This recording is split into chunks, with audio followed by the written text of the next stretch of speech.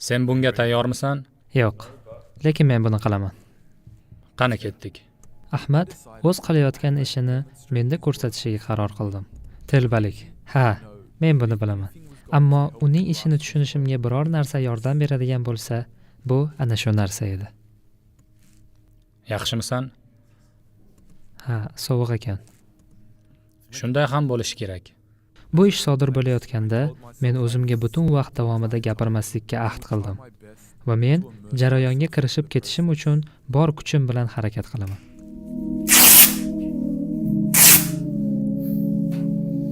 Bu bir oz harakat talab qiladi, lekin men buni qilishim kerak edi. Shuning uchun men jim bo'ldim. O'zimni yuvilishi kerak bo'lgan jasad o'rniga qo'yib, sodir bo'layotgan hamma narsani o'z ichimga oldim.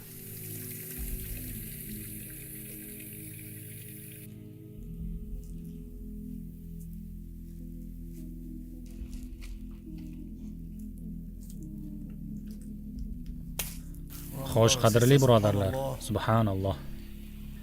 Biz hozir marhumni yuvishga tayyorladik. Ular shu yerda kafan bilan o'raladi. Bu oxirgi kiyim bo'ladi. Sadar qo'shildi. Men o'zimni bezovta his qila boshladim. Suvimizning harorati issiq. Men o'zimni makonsiz his qildim. Birodarimizning ismini aytib niyat qilamiz. Va bu yerda birodarimiz Kamol. Va biz aytamizki, men o'zimni noqulay his qildim. Go'yo kimdir mening shaxsiy olamimga bostirib kirayotgandek.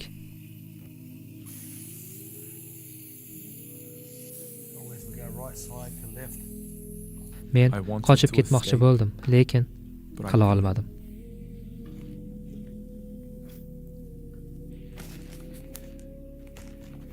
Shunday vaqtlar bo'ldiki, men qimirlashni xohlab aytgim keldi. To'xta, og'zimni yopma. Ko'zimga sovun kirmasin.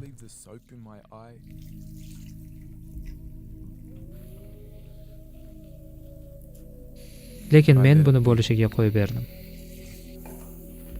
Axir o'liklar gapira olmaydi-ku. Ko'ryapsizmi, bu konfor. Unda juda o'ziga xos hid bor. Bu o'lim hidi deyiladi. Chunki ana shu vaqtda men shunchaki yuvilishi, kafallanishi va ko'milishi kerak bo'lgan jasad edim. Har bir inson boshidan kechiradigan safar. Va bu mening xayolimdan ketmagan narsa edi.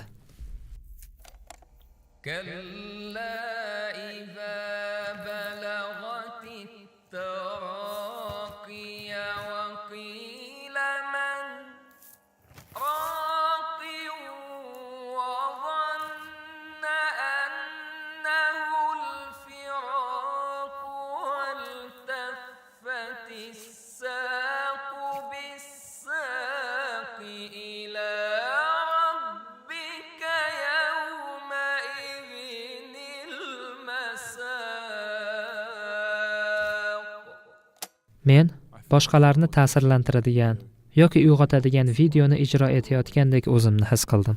Shunday birodarim, mana bu yakun.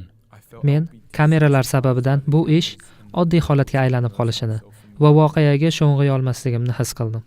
Ammo barchasi tugagach, qanchalik sodda ekanligimni angladim. Ta'sir qildi. Va bu menga qattiq ta'sir qildi.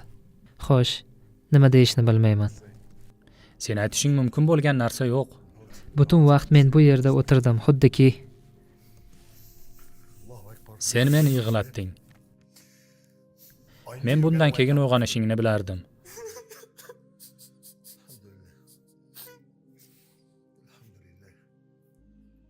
Butun vaqt davomida men shunchaki aytmoqchimanki,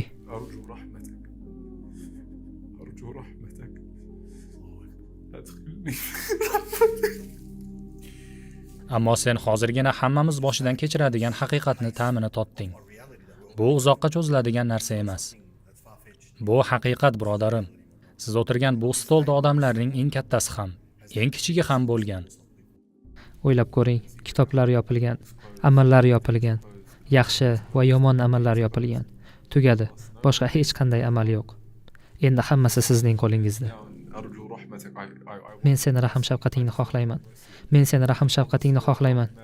Va sen bizga aytgansanki, sen Rahman va Rahim zotsan.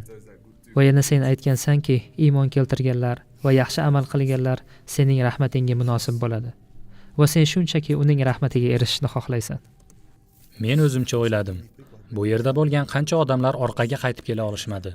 Va mana shu sen aytgan so'zlarni ular aytishgan bo'lar edi. Alloh taolo Qur'onda bizga aytadiki, Parvardigor, meni yana hayotga qaytar. Shoyat men yaxshi amal qilsam, orqaga qaytar meni. Va bu hozir sen aytgan so'zlarning o'zginasi. Bu men hech qachon unutmaydigan bir lahza edi.